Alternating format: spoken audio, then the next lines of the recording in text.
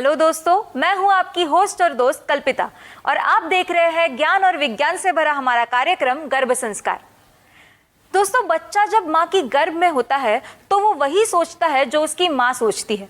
तो इसीलिए माँ का माइंड पावर बहुत ही स्ट्रांग होना जरूरी होता है। इसीलिए आज के एपिसोड में हम चर्चा करने वाले हैं कॉन्शियस और सबकॉन्शियस माइंड के बारे में। इस पर हमें मार्गदर्शन करने के लिए हमारे साथ स्टूडियो में मौजूद है गर्भ संस्कार की विशेषज्ञ डॉक्टर सोनल जैन जायसवाल। डॉक्टर सोनल जैन जायसवाल, आप स्पिरिचुअल एंड वेलनेस कोच के रूप में काम कर रही हैं। आप spiritual intelligence, panchakoshas, chakras, karmas, mind power, कुंडलिनी जागरण, मृत्यु के बाद का जीवन सहित विभिन्न विषयों पर बातचीत, लेखन, ब्लॉग, परामर्श और ध्यान सत्र के माध्यम से लाखों लोगों के जीवन को छू रही हैं। गर्भाधान, गर्भ संस्कार, दिव्य माँ, गर्भधारण, गर्भावस्था और डिलीवरी के बाद देखभाल के लिए सैकड़ों भावी माताओं और नई माताओं को परामर्श देती है। आपके लेख विदेश के प्रतिष्ठित अखबारों और पत्रिकाओं में प्रकाशित होते हैं। बच्चों के संपूर्ण विकास के लिए डॉक्टर सोनल ने इंटेलिजेंस मॉडल बनाया है, जो ड्रीम बेबी की अभिव्यक्ति के लिए एक संरचित चरण दर चरण दृष्टिकोण है। सोनल जी, गर्भ संस्कार में आपका बहुत बहुत स्वागत है। Thank you. सोनल मैम, आज के एपिसोड में हम बात करेंगे माइंड पावर के बारे में, उसमें भी कॉन्शियस और सबकॉन्शियस माइंड के बारे में। तो सबसे पहले तो मैं आपसे ये जानना चाहूंगी कि कॉन्शियस माइंड क्या होता है। आपने टाइटैनिक मूवी देखी है? जी। तो वो शिप कैसे एक्सीडेंट हुआ था शिप का? एक आइसबर्ग से टकरा के। यस। तो क्यों टकराया था वो आइसबर्ग से? क्योंकि रात का समय था उन्हें, और उसे दिखा नहीं। जी। राइट। आइसबर्ग क्या होता है?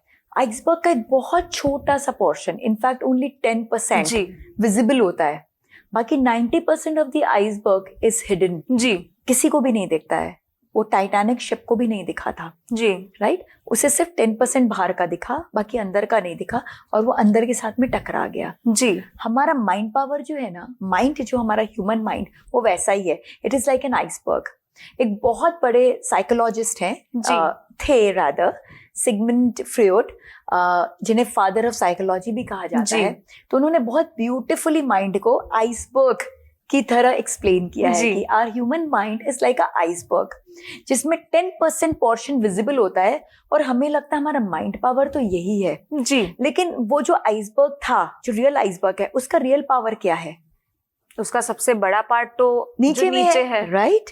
तो वैसे ही हमारे माइंड पावर का भी एक बहुत बड़ा substantial portion, almost 90% of it, वो हिडन रहता है, जिसे हम जानते ही नहीं हैं, पहचानते नहीं हैं, उसे टैप नहीं कर पाते। जी। तो अगर हमको अपने माइंड के कंप्लीट पावर को टैप करना है तो हमें उस तक पहुंचना होगा। जी। तो उस तक पहुंचने के लिए पहले हमको समझना होगा कि दो पार्ट्स हैं क्या। तो जैसा कि आपने बहुत ब्यूटीफुली कहा कि conscious mind and subconscious mind, तो वो जो टॉप 10% है ना, वो कॉन्शियस माइंड है। जी। और जो छुपा हुआ 90% है, वो सबकॉन्शियस माइंड है। तो कॉन्शियस माइंड क्या है? Conscious mind is what we see. It is logical, it is rational, it is analytical, और हमें लगता है कि वही रियल माइंड पावर है, बिकॉज हम उसी को एक्सेस कर पाते हैं। बिल्कुल। वही हमें दिखता है, हम विजिबल है, हम उसी को एक्सेस कर पाते हैं।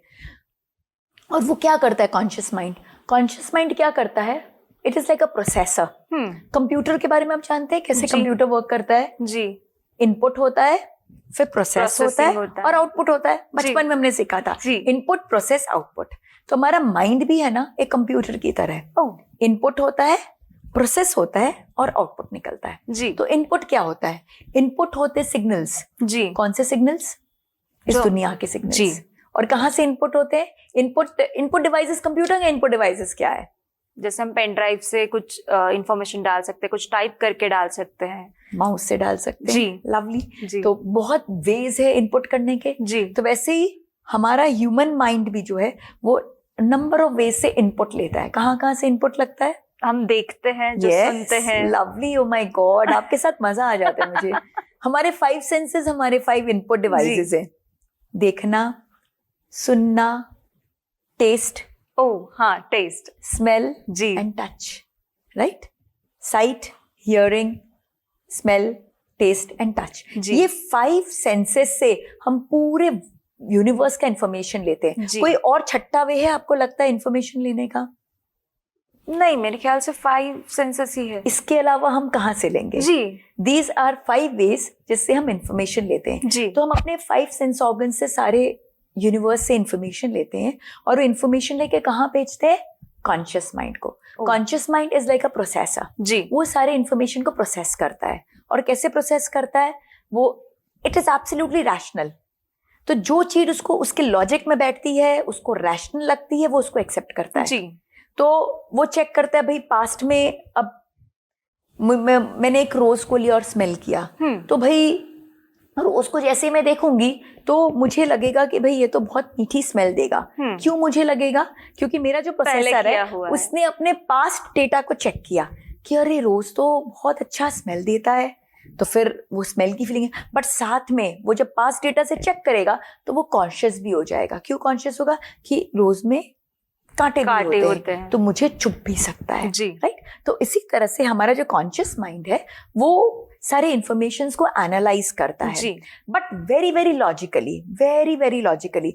अगर आप सोचोगे कि भाई ये रोज से मैं कुछ कलर बना लूंगी, और अगर आपके कॉन्शियस माइंड ने इस तरह की कोई लॉजिक नहीं समझा है कि भाई रोज फ्लावर से कलर भी बन सकता है, तो उस बात को रिजेक्ट कर देगा।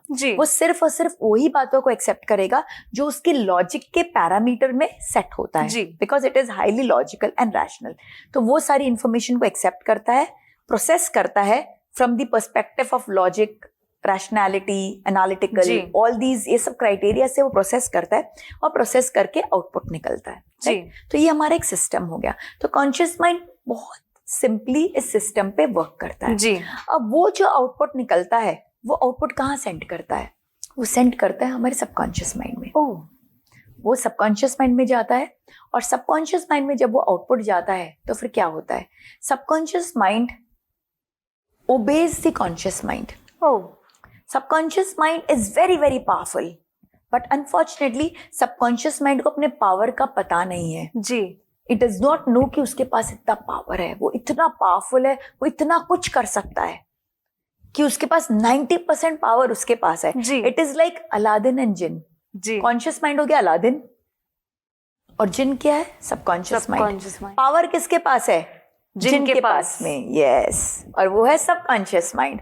लेकिन आका कौन है? अलादीन। तो आका क्या हीरो बन के रहता है, लेकिन उस हीरो के पास में जिन है। एक्चुअल में काम तो जिन कर रहा है, आका तो नाम का है। तो ऐसा ही हो जाता है कि भाई कॉन्शियस माइंड है, सबकॉन्शियस माइंड है।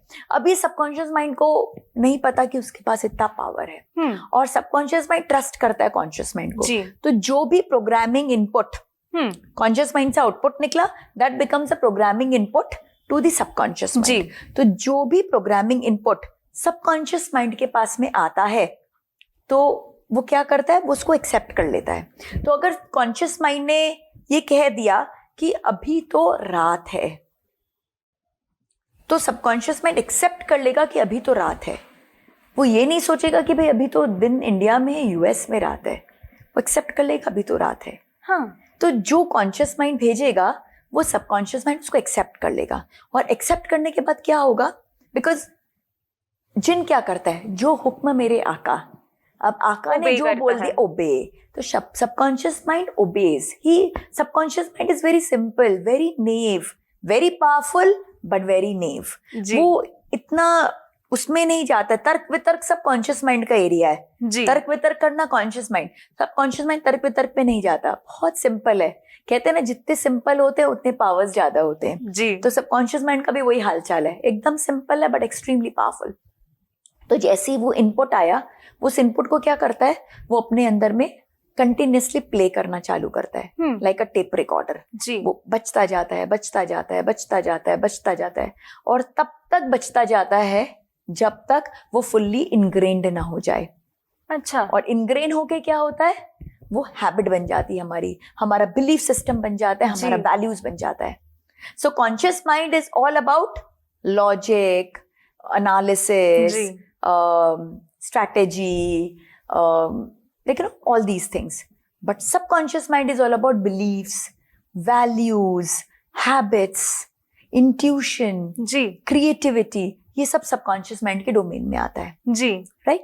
अब जैसे आप कई बार देखोगे कि आप कुछ काम करने जा रहे हो और आपके माइंड में बार बार ये चल रहा है, मुझसे तो नहीं होगा, मुझसे तो नहीं जी। होगा। लाइक फॉर एग्जाम्पल, एक मदर है, वो मदर का मिसकैरेज हो गया, सम अनफॉर्चुनेट सिचुएशन, मिसकैरेज हो गया। जो नेक्स्ट टाइम प्रेग्नेंट होती है तो क्या होता है, बार बार वो टेप रिकॉर्डर बजता है जी कि अरे मैंने लास्ट टाइम ऐसा किया था, उससे मिसकैरेज हो गया था, कहीं वापस तो नहीं हो जाएगा, वापस तो नहीं हो जाएगा, वापस तो नहीं जाएगा। The tape recorder keeps on जी। बजिंग इन हर माइंड जी जब तक वो पक्का ना हो जाए, और जब पक्का हो जाए तो सिचुएशन क्रिएट हो ही जाती है वापस से मिसकैरेज की।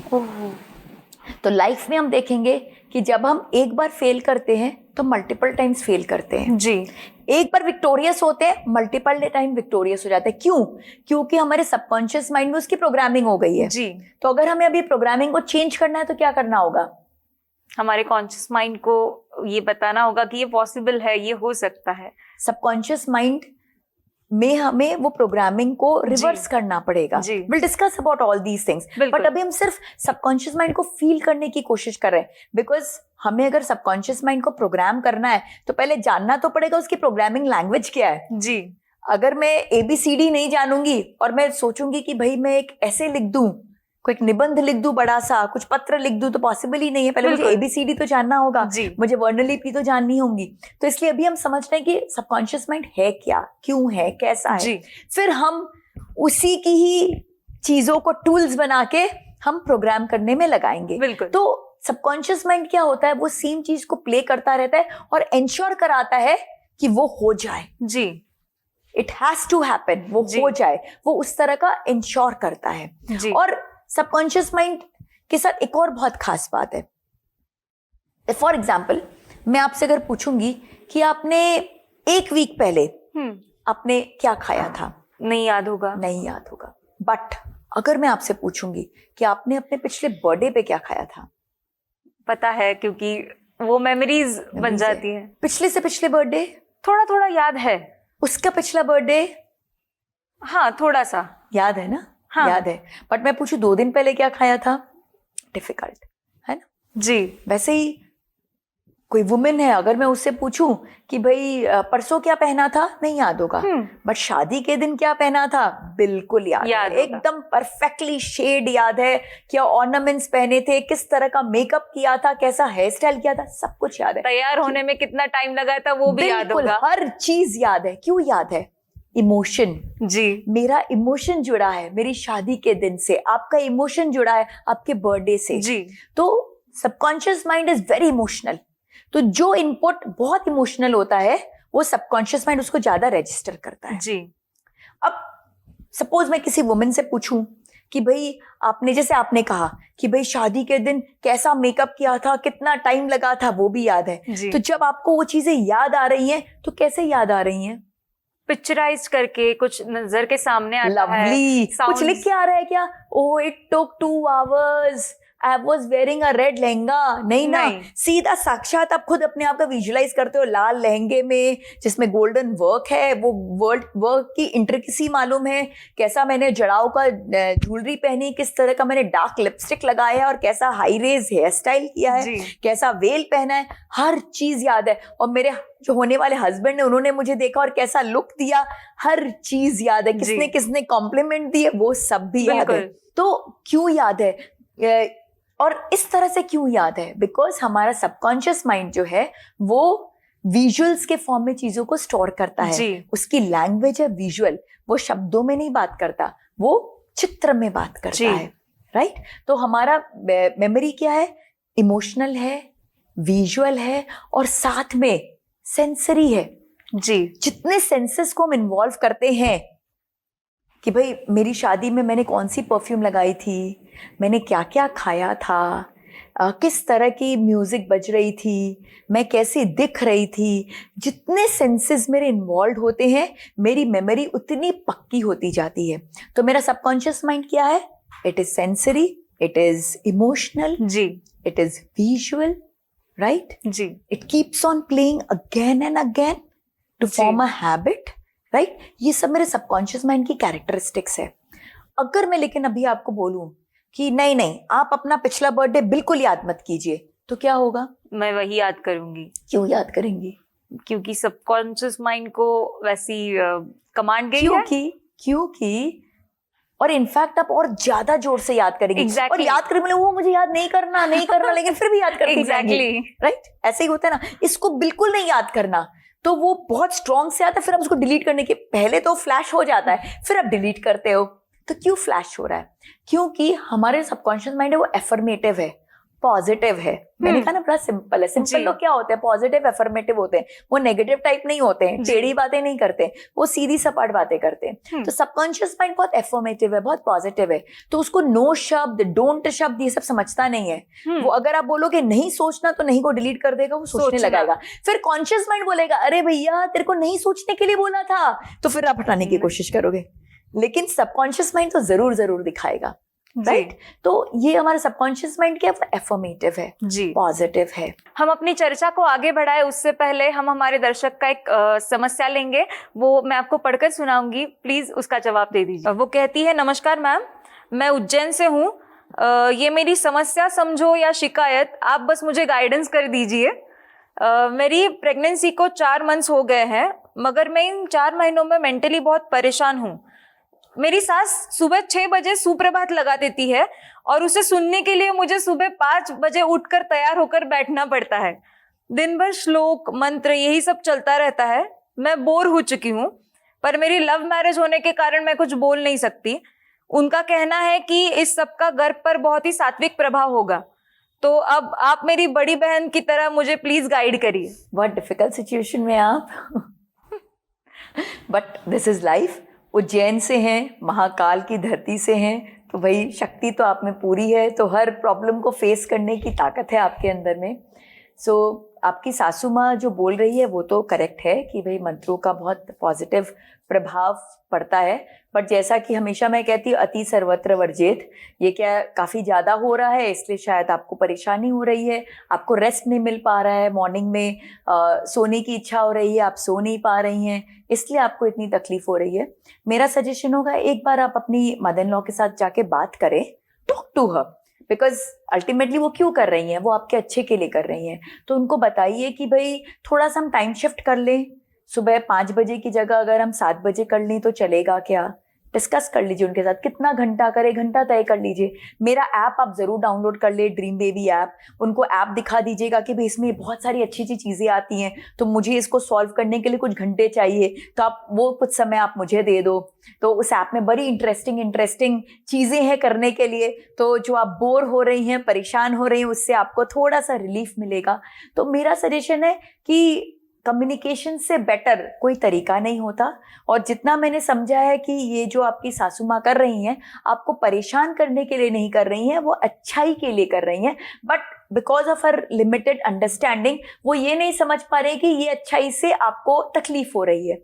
तो अगर आप उनसे जाके डिस्कस करेंगी कि मुझे ये टाइमिंग्स की प्रॉब्लम है या इतने बड़े लंबे लंबे घंटों की प्रॉब्लम है, आप उनसे नेगोशिएट कर लीजिए कि भाई कितने घंटे करना है, क्या करना है, करके एक म्यूचुअल अंडरस्टैंडिंग का एक रूटीन बना लीजिए कि ठीक है भाई दिन में मैं 3 घंटे चीज़ें आपके हिसाब की करूँगी, बाकी मैं इस तरह की करूँगी। तो जब आप ऐसा करेंगी तो बेटर होगा, बिकॉज प्रेगनेंसी में क्या है ना, कोई भी चीज़ बिना मन के मत करिए, क्योंकि अगर आप बिना मन के करेंगे ना उसका रिजल्ट नहीं मिलेगा। तो आप मंत्र सुन तो रही हैं सुबह 5 बजे उठ के, बट बिना मन के सुन रही हैं, इरिटेट होके कर रही हैं, परेशान हो रही हैं, बोर हो रही हैं, तो ये मंत्र का पॉजिटिव की जगह नेगेटिव प्रभाव जाएगा। जैसा कि मैं हमेशा कहती हूँ, you have to be in a state of bliss, हमेशा हैप्पीनेस की स्थिति में रहना है। तो कोई भी चीज़ अगर आपकी हैप्पीनेस को डिस्टर्ब कर रही है, टॉक इट आउट, बात करिए। आप अपनी सासू माँ से बात कीजिए, मुझे जैसा समझ में आया है आई एम श्योर वो आपकी बातों को समझेंगी, और डिस्कस करके चीज़ों को थोड़ी आपकी थोड़ी मेरी, जीवन क्या है ना, विन विन सिचुएशन में ही चलता है, थोड़ा यहाँ थोड़ा वहाँ, बोलते हैं ना 2 हाथों से ही ताली बजती है, तो दोनों हाथ को जब मिलाएंगे तो ताली भी बजेगी, हैंडशेक भी होगा। नमस्कार भी होगा, हर चीज होगा। तो हाथ जोड़ने की जरूरत है। Just talk it to her, I am sure आपको रिजल्ट मिलेगा। और ऐप जरूर आप डाउनलोड करिएगा, क्योंकि उससे आपको अच्छी अच्छी एक्टिविटीज मिलेंगी। तो आप अपने मदर इन लॉ को भी दिखाएगा कि भाई इसमें हमें गीता पाठ भी करने को मिल रहा है और दूसरे मंत्र भी मिल रहे हैं, अच्छी अच्छी एक्टिविटीज मिल रही है और अच्छे अच्छे क्वेश्चंस आ रहे हैं, बहुत सारे पंचतंत्र की भी कहानियां हैं। तो उनको देख के भी बहुत खुशी मिलेंगी और वो आपको ये सब करने के लिए समय देंगे, तो शायद आपकी बोरियत भी थोड़ी कम होगी। जी बिल्कुल सही कहा मैम आपने कि बात करने से सॉल्यूशन तो निकलता ही है। दोस्तों, अगर आपके मन में भी कुछ सवाल है, आप भी सोनल मैम से कुछ पूछना चाहते हैं, तो आप भी हमें कांटेक्ट कर सकते हैं। सोनल मैम, हम ब्रेक पर जाने से पहले सबकॉन्शियस माइंड के बारे में जान रहे थे, तो इसके बारे में और थोड़ा डिटेल में हमें बताइए। बहुत इंपॉर्टेंट है अच्छे से समझना सबकॉन्शियस माइंड और कॉन्शियस माइंड, क्योंकि जब हम उसे अच्छे से समझेंगे तब हम मास्टरी कर पाएंगे प्रोग्रामिंग करने की, बिकॉज दैट्स द क्रक्स। जी। तो एक छोटी सी स्टोरी सुनाना चाहूंगी। सर्कस तो आप गई होंगी। जी। यस। तो सर्कस में आपने हाथी को देखा होगा, एक पतली सी रस्सी से अटका रहता है, देखा है आपने? जी। है ना? जी। आपने कभी आश्चर्य नहीं किया कि इतना बड़ा हाथी, विशालकाय, इतनी पतली रस्सी, मतलब वो रस्सी क्या अटका रही होगी हाथी को? तो जरा सा हिल भी ले तो रस्सी टूट जाए। इनफैक्ट रस्सी जिस खंबे के साथ अटकी है वो खंबा भी ना निकल जाए। जी। आपने कभी इस पे बारे में सोचा नहीं? इतना ध्यान नहीं गया, लेकिन हाँ, सोचने वाली बात लॉजिक लग रहा है, राइट? तो वो हाथी इतना बड़ा, पतली सी रस्सी, ये खंबा, थोड़ा सा ज्यादा नहीं, थोड़ा सी अंगड़ाई भी ले लेगा ना हाथी तो रस्सी भी टूट जाएगी, खंबा भी गिर जाएगा। बट हाथी कभी करता नहीं है। क्यों नहीं करता हाथी? What is the reason? उसे शायद उस तरह से प्रोग्राम किया होगा या फिर ट्रेन किया होगा। किसी ने नहीं ट्रेन किया, उसने अपने आप को ट्रेन किया है। जब हाथी छोटा सा था, एक स्मॉल बेबी था जी, तब ये सेम रस्सी थी। रस्सी इज द सेम, खंबा इज द सेम, सब कांस्टेंट फैक्टर है। सिर्फ हाथी बच्चा था। तो हाथी जब बच्चा था तो ये जो रस्सी जो अभी हमें बिल्कुल नाजुक सी लग रही है, उस बच्चे के लिए वो रस्सी काफी ताकतवर थी। तो उस ताकतवर रस्सी के साथ वो अटका था और उस समय उस हाथी ने बहुत कोशिश की थी अपने आप को बचाने के लिए। खूब हिला ढूला, बहुत कुछ किया, बट रस्सी तोड़ नहीं पाया। जी। तो जब ये हाथी नहीं कर पाया तो कॉन्शियस माइंड ने क्या प्रोग्रामिंग की, सबकॉन्शियस माइंड की, कि ये रस्सी बहुत स्ट्रांग है, ये खंबा बहुत मजबूत है, बहुत कोशिश कर ली, ये नहीं पॉसिबल है, इट इज इम्पॉसिबल। जी। तो ये प्रोग्रामिंग सबकॉन्शियस माइंड को दे दिया गया और सबकॉन्शियस माइंड ने उसको रिपीट कर करके परमानेंट कर लिया। एक बिलीफ सिस्टम बना लिया जी, कि भाई मैं एक बहुत तगड़ी रस्सी से अटका हूं और ये रस्सी तो कभी टूट ही नहीं सकती, तो बेकार की मेहनत करना बेकार है। जी। It is useless to put in any efforts, futile efforts, कोई मतलब नहीं, इट्स यूजलेस। तो हाथी लेकिन धीरे धीरे बड़ा होता गया, रस्सी वैसी की वैसी रही। तो हाथी के कंपैरिजन रस्सी क्या हो गई? कमजोर हो गई। जी। लेकिन बिकॉज हाथी ने अपने सबकॉन्शियस माइंड में ऐसी प्रोग्रामिंग कर ली थी कि ये रस्सी बहुत मजबूत है, ये मुझसे नहीं टूट सकती, तो हाथी ने कभी अपने आप को बचाने की कोशिश ही नहीं की। जी। और वो अपनी ही सोच से स्लेव बन गया, बंधा रह गया। आपको नहीं लगता है हम भी इस तरह से अपनी सोच से जकड़ के स्लेव बन के बंधे रह जाते हैं? जी बिल्कुल। We are tied to our own thoughts. कभी हुआ था मेरा मिसकैरेज सन 2015 में हुआ था, ठीक है भाई, हो गया, कुछ हो गया होगा, सम अनफोर्सीन इवेंट, बट वो 2015 में जब हुआ था, उसकी मेमोरी को हम इतना स्ट्रॉन्ग करके रखते हैं, उसके वाइब्रेशंस को इतनी स्ट्रांगली यूनिवर्स में भेजते हैं कि every time my pregnancy does not get successful. जी, राइट, बिल्कुल। तो प्रॉब्लम कहाँ है? प्रॉब्लम मेरी प्रेगनेंसी में नहीं है, माइंड, प्रॉब्लम मेरे माइंड में है। जी, मैंने अपने माइंड में वो लिमिटेशन क्रिएट कर ली है। जी। तो हमें क्या करना है? हमें यही लिमिटेशन के ऊपर में वर्किंग करनी है। जी। तो जब हम यहाँ पे प्रोग्रामिंग की बात कर रहे हैं कि हमको क्या प्रोग्राम करना है, हमें यही लिमिटेशंस पे वर्किंग करनी है, इसी को प्रोग्राम करना है। जी। जो चाहते उसे प्राप्त करना है। क्योंकि जो हमारा सबकॉन्शियस माइंड है वो डाउट को नहीं समझता। जी। वो बिल्कुल डाउट को नहीं समझता। जैसे ही नो आएगा, जैसे मैंने क्या कहा, उसका लैंग्वेज है एफर्मेटिव, पॉजिटिव। जहां नो शब्द आता है, जहां डाउट आता है, वो वहीं पे बोलते ना हाथ खड़े कर देता है, एकदम हाथ खड़े कर देता है, अपने बोलते ना घुटने टेक देता है। It gives up. Subconscious mind gives up the moment there is a doubt, because वो सिर्फ और सिर्फ ट्रस्ट, क्योंकि वो क्या सिंपल है। बार बार ये समझिए कि सबकॉन्शियस माइंड की जो बेसिक कैरेक्टरिस्टिक सिंप्लिसिटी है, तो सिंप्लिसिटी से क्या क्या चीजें जुड़ी हैं, सब उसके अंदर में है। तो बिकॉज वो सिंपल है, इसलिए वो ट्रस्ट करता है। उसकी सबसे इंपॉर्टेंट एलिमेंट ट्रस्ट है, और जहां ट्रस्ट नहीं होता है वो वहां पर घबरा जाता है, इट डज नॉट फंक्शन, वो घुटने टेक देता है, इट लीव्स। सो अब मैं सोच रही हूं कि मेरा बच्चा जो है कृष्णा बेबी हो, केबी हो, बट कहीं ना कहीं तो डाउट है, भाई मैं तो यशोदा माँ नहीं हूं, तो कहां से कृष्णा मेरे पास आएगा। बस जहां ये डाउट आया वहां केबी चला गया। मुझे ये बिलीफ लाना होगा, यस मैं यशोदा माँ हूं, अपनी कृष्णा की माँ मैं ही हूं जी, मैं नहीं तो कोई नहीं। जब तक ये फीलिंग नहीं आएगी, ये ट्रस्ट नहीं आएगा, तब तक आप अचीव नहीं कर सकते। जी। So subconscious mind totally works on trust, on belief कि ये हो सकता है, ये पॉसिबल है। I am possible is not impossible, it is I am possible. जी। तो ये ट्रस्ट बहुत जरूरी है। जी।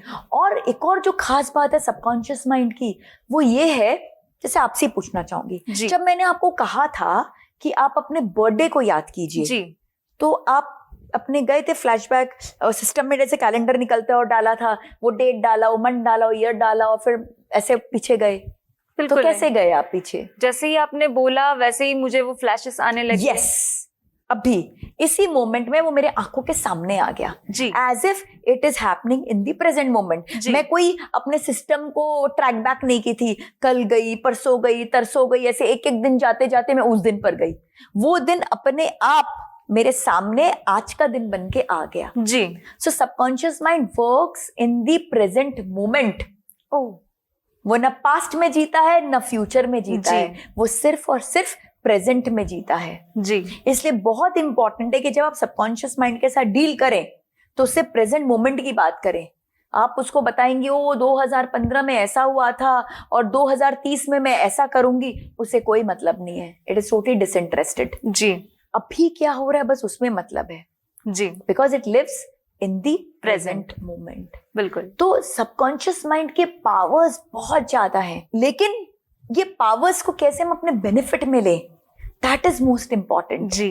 कि एक मदर अगर चाह रही है, अगर रानी मदलसा ने जब सोचा था कि मेरे बेटे जो हैं वो सन्यासी बने, तो उन्होंने अपने माइंड पावर के साथ में वर्क करके और उस तरह की एक्टिविटीज करके उन्होंने क्या किया, इंश्योर किया कि वो सन्यासी बने। लेकिन जब राजा ने कहा कि मुझे अब सन्यासी नहीं, मुझे तो एक राजा चाहिए, तो उन्होंने क्या किया, अपने माइंड को बिल्कुल स्विच कर दिया। एक बोलते जो एक वो स्पिरिचुअल लाइफ जी रही थी, सीधा उससे वो कहाँ शिफ्ट हो गई, एक रानी की लाइफ में। साथ में राजा के साथ वो राजमहल में बैठ रही हैं, उनके साथ में सारा डिस्कशंस कर रही हैं, वो जितना भी सब राजपाट की चीजें सीख रही हैं, वो धनुष चलाना सीख रही हैं, तीर कमान, एवरीथिंग। एक रानी का जो एक रोल होता है जी, वो उसको पूरा उसके अंदर वो घुस गई। और जैसे उसके अंदर घुसी तो कौन बॉर्न हुए, राजा अलर्क जी, जो one of the finest king ever.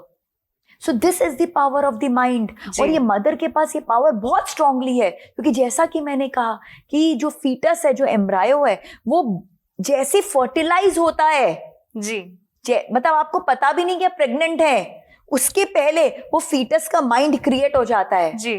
Fertilise होते ही माइंड क्रिएट हो जाता है, और वो जो माइंड है जी, वो मदर के साथ में सिंक्रोनाइज्ड रहता है। सो एक मदर के पास बहुत पावर है कुछ भी क्रिएट करने का। जी बिल्कुल। हम सबकॉन्शियस माइंड को किस तरह से हम प्रोग्राम कर सकते हैं, इसके बारे में हम आपसे जरूर जानना चाहेंगे, लेकिन अगले एपिसोड में। फिलहाल के लिए आपका बहुत बहुत शुक्रिया। Thank you. दोस्तों, अगर आप भी गर्भ संस्कार के बारे में और जानकारी चाहते हैं तो आप भी हमें कांटेक्ट कर सकते हैं। अब अपनी होस्ट और दोस्त कल्पिता को इजाजत दीजिए, फिर मुलाकात होगी गर्भ संस्कार के अगले एपिसोड में। तब तक अपना ख्याल रखिए।